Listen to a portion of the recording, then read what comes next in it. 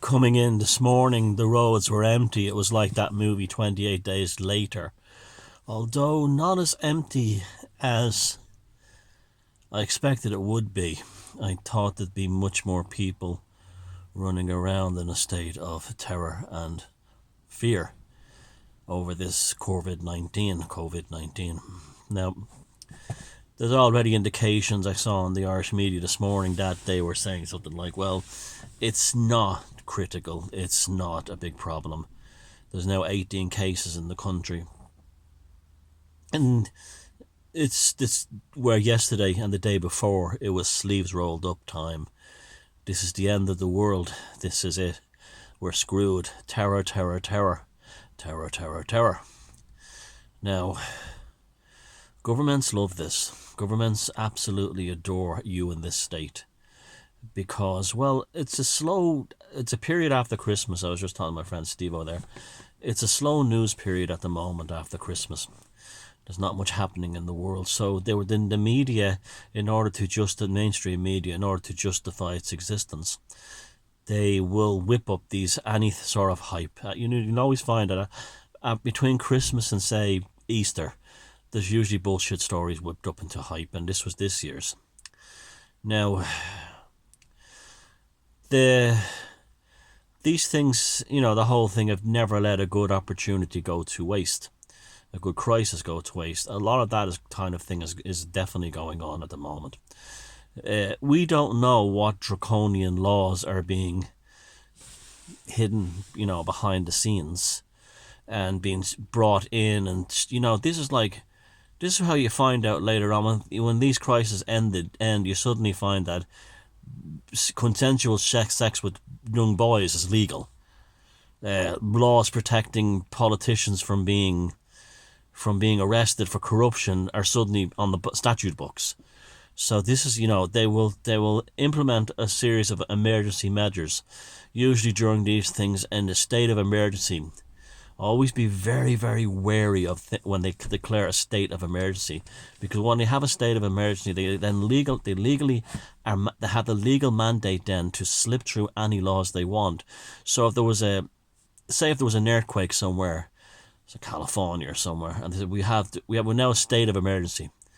The state of emergency allows them to slip laws through without having them to be properly processed through the normal channels of discussion and debate, because it's an emergency.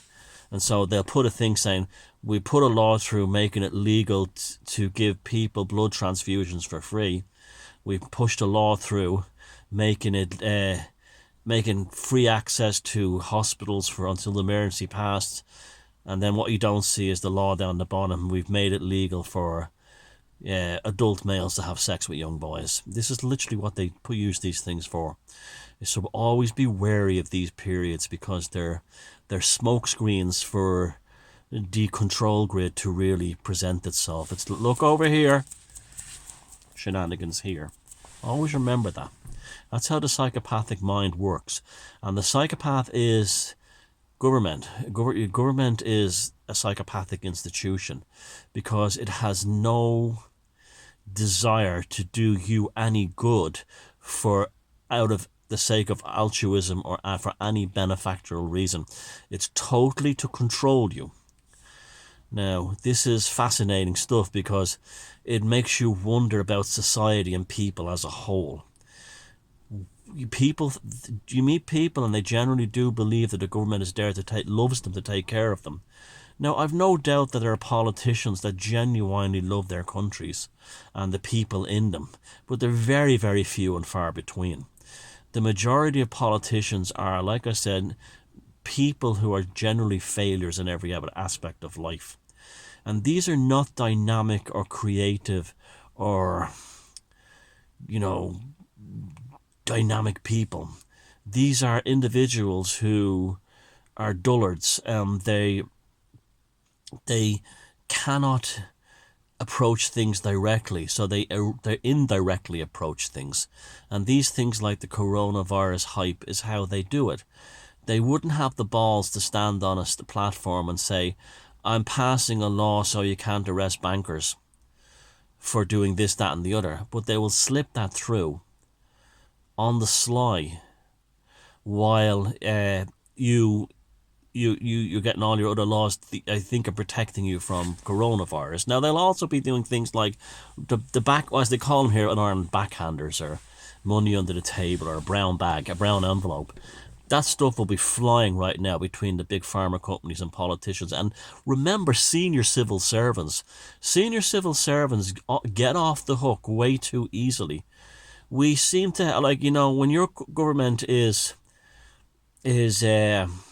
corrupt and whatever, and you sit there and an elected politician, you go, I hate this bastard, I hate that bastard. This is particularly the case in a parliamentary democracy like I have in Ireland and Britain and most of Europe.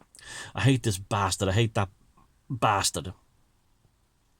He's a name that you've been given to hate, but you never hear the names of the senior politicians, the senior civil servants, the behind the scenes, who actually are the ones who are passing and creating and often extremely corrupt behind the scenes, but they're protected because they are the civil service as a whole is hired by governments as the buffer between them and the proletariat, or the plebs, or the proles, as Orwell called them.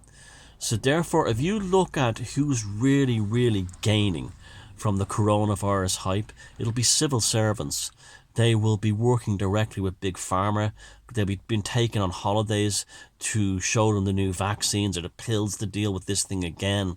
They will be involved in meeting with all kinds of these disgusting groups and individuals who want to pass laws on the back of this. And when it's all over and you find out about it, you'll point to a politician who had been responsible in your eyes because his name was the one on the TV, but you never know the names of the senior civil servants who are the ones who are really behind it. And that's the tyranny of the civil service. The civil service is not about the bureaucratic or the administrative aspects of government. It is about the formulation and the rolling out of policy to suit the government as the governmental entity. This is who wins. Not, you see, the government and the people are not the same thing. The government is not the same thing as an administrative body. The government is a mishmash of philosophical dogmas brought together with the objective of justifying its own existence. Now, when a politician serves 2 terms in most countries and gets out, he'll get his full pension. But a civil servant will be there for 30, 40 years. And he or she in the civil service will have more power over the destiny of you and your family than any other politician that's on the media or in the newspapers. And you will never, ever, ever know their names. And you never think about that one, do you?